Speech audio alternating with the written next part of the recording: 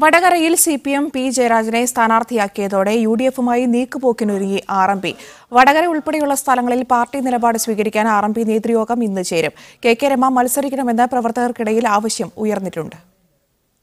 വടകരയിൽ അടവു നയത്തിനുള്ള ഒരുക്കത്തിലാണ് ആർഎംപി.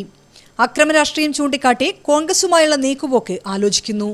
യുഡിഎഫിന് പിന്തുണ നൽകുന്നത് പാർട്ടിക്കുള്ളിൽ തന്നെ എതിർപ്പുണ്ടാകുമെന്നതിനാൽ പൊതു സ്വതന്ത്രനെ നിർത്താനാണ് ആലോചന. അപ്പോൾ സ്വാഭാവികമായും CPM കാൻഡിഡേറ്റ് വടകരയിൽ ജയിച്ചു പോകുക എന്ന് പറയുന്നത് അങ്ങേയറ്റം പ്രയാസമായിരിക്കും ജനാധിപത്യ പ്രേമികൾക്ക്. അപ്പോൾ അത് വരാതിരിക്കാൻ ആവശ്യമായുള്ള അടവ് നയം എങ്ങനെ രൂപപ്പെടുത്തണം എന്നതിനെ സംബന്ധിച്ച് ഞങ്ങൾ വളരെ ഗൗരവപൂർവ്വം ആലോചിക്കും. എന്നാൽ പി ജയരാജനെതിരെ കെ രമ മത്സരിക്കണമെന്ന ആവശ്യം പാർട്ടിക്കുള്ളിൽ ശക്തമാണ്. ഇക്കാര്യത്തിലും ഇന്ന് ചേരുന്ന നേതൃയോഗത്തിൽ തീരുമാനമായേക്കും. വടകര എന്ന് പറയുന്നത് കേരളത്തിലെ ഏറ്റവും പ്രധാനപ്പെട്ട ഈ രാഷ്ട്രീയ കൊലപാതകങ്ങളുടെ ഒരു കേന്ദ്രമാണ് വടകര പാർലമെൻറ്റ് മണ്ഡലം. സ്വാഭാവികമായും അത്തരമൊരു മണ്ഡലത്തിൽ CPM സ്ഥാനാർത്ഥി ജയിച്ചു പോകാതിരിക്കാൻ ആവശ്യമായുള്ള നിലപാടുകൾ അല്ലെങ്കിൽ അത്തരമൊരു ആഗ്രഹം പ്രവർത്തകർക്കിടയിൽ ഉണ്ടാകുന്നതിൽ തെറ്റില്ല.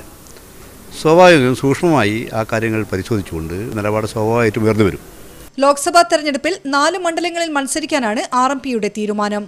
അഡ്വക്കേറ്റ് KP കുമാരൻകുട്ടി, ആർഎംപി സംസ്ഥാന president TL Santhosh, MU Albin എന്നിവരുടെ പേരുകളാണ് പരിഗണനയിലുള്ളത്. ഷിത ജഗത്, മീഡിയ 1 കോഴിക്കോട്.